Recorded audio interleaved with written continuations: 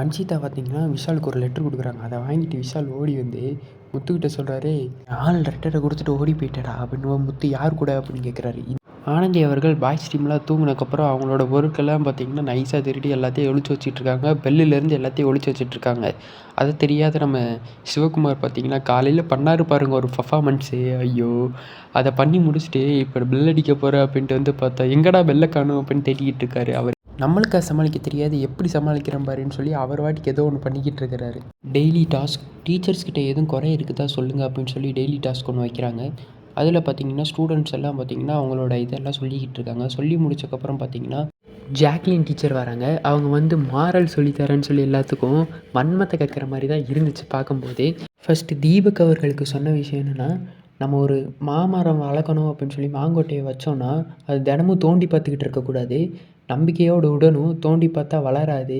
அந்த love today டயலாக்லாம் இங்கே சொல்லிகிட்டு இருந்தாங்க.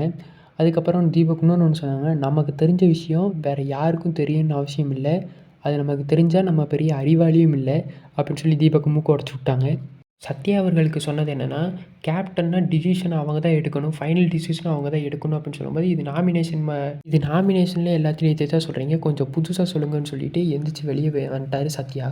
அப்புறம் வைஸ் பிரின்சிபல் எல்லோரும் சேர்ந்து கன்வின்ஸ் பண்ணி சத்யாவை உள்ளே உட்கார வச்சுட்டாங்க. அதுக்கப்புறம் தான் முக்கியமான பிரச்சனையே ஆரம்பிக்குது.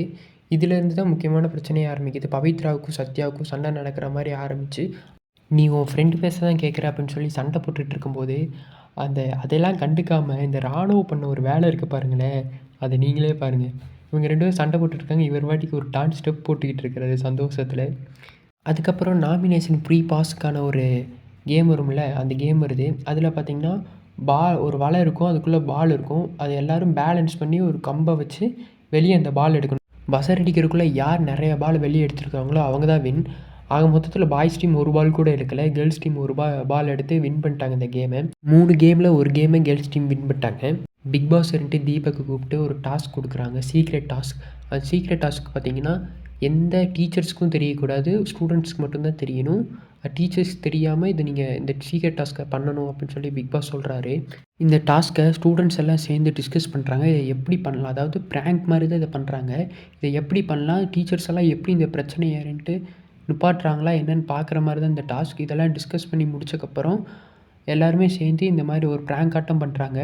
ஒரு ஷோ மாதிரி நடத்தி அந்த ப்ராங்க் கரெக்டாக அப்படியே ஸ்டார்ட் பண்ணலான்னு பிளான் பண்ணி ஒரு ஷோ மாதிரி நடத்துகிறாங்க.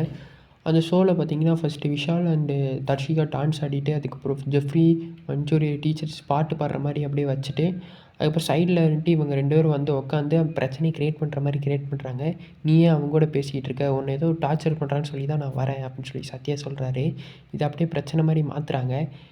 அதில் இருந்துட்டு டீச்சர்ஸும் இன்வால்வ் ஆகி என்ன பிரச்சனை அந்த மாதிரி பேசிகிட்டு இருக்கும்போது பெரிய பிரச்சனையாக மாறுற மாதிரி ஆளுக்கு ஒரு பக்கம் வந்துட்டு பிரச்சனை பண்ணிக்கிட்டு இருக்காங்க. அன்ஷிதா ஒரு பக்கம், சௌந்தர்யா ஒரு பக்கம் பிரச்சனை பண்ணிக்கிட்டு இருக்காங்க.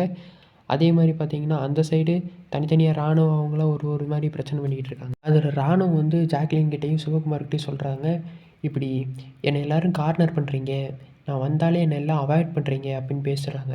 ரஞ்சித் அவர்கள் எல்லாருமே ஒன்று பண்ணுறானுங்களே, நம்ம ஏதாச்சும் பண்ணணுமே அப்படின்னு சொல்லி திடீர்னு எந்திரிச்சு, "ஏன்டா இப்படி பண்ணுறீங்க? ஏன் இப்படி பண்ணிக்கிட்டு இருக்கீங்க?" அப்படின்னு சொல்லி இவர் ஒரு காமெடி பண்ணிவிட்டு இவர் வாட்டிக்கு வெளியே போகிறாரு. இவர் நம்மளும் தெரியணும், எல்லோரும் பண்ணுறாங்களே நம்ம மட்டும் சும்மா இருக்கோமேன்னு சொல்லிட்டு இவரும் பண்ணுறாரு. ஒரு ஜாக்லின் ஒரு பக்கம் அழுக, எல்லோரும் ஒரு பக்கம் அழுக. கடைசியில் பார்த்தீங்கன்னா, நம்ம வைஸ் பிரின்சிபல் 2 பேர்த்தையும் சமாதானம் பண்ணி வைக்கிறேன் அப்படின்னு சொல்லி கை கொடுத்து சமாதானம் பண்ணி வைக்கிறாரு. அப்புறம் எல்லா ஸ்டூடெண்ட்ஸையும் கூப்பிட்டு வச்சு, இனிமேல் இந்த மாதிரி பிரச்சனை நடக்கக்கூடாது. இனிமேல் இந்த டாஸ்கில் லவ் பண்ணுற மாதிரி யாரும் பண்ண வேண்டாம். அப்படியே பண்ணாலும் நீங்கள் டீச்சர்ஸ்கிட்ட கம்ப்ளைண்ட் பண்ணலாம். அதுக்கான பனிஷ்மெண்ட்டு கொடுப்பாங்க அப்படின்னு சொல்லி இந்த பிரச்சனை ஏறிட்டு அதோடு முடியுது. ஓகேங்க. இப்போ நம்ம புதுசாக இந்த மாதிரி Bigg Boss reviews and movie updates, movie reviews எல்லாம் நம்ம சேனலில் போட போகிறோம். அதனால் மறக்காமல் நம்ம சேனலை சப்ஸ்கிரைப் பண்ணி வச்சுக்கோங்க, சப்போர்ட் பண்ணுங்கள். இந்த வீடியோ ஃபஸ்ட் டைம் வீடியோனால இப்படி இருக்குது. போக போக இந்த வீடியோ நம்ம இம்ப்ரூவ் பண்ணுவோம். மூவி ரிவ்யூஸ், மூவி அப்டேட்ஸ் வரும் இனிமேல் நம்ம சேனலில். ஃபஸ்ட்டு வேறு கண்டென்ட் போட்டுட்ருந்தோம். இனிமேல் பார்த்திங்கன்னா movie reviews and Bigg Boss review, movie updates இந்த மாதிரி போட போகிறோம். மறக்காமல் நம்ம சேனலை சப்ஸ்கிரைப் பண்ணி வச்சுக்கோங்க.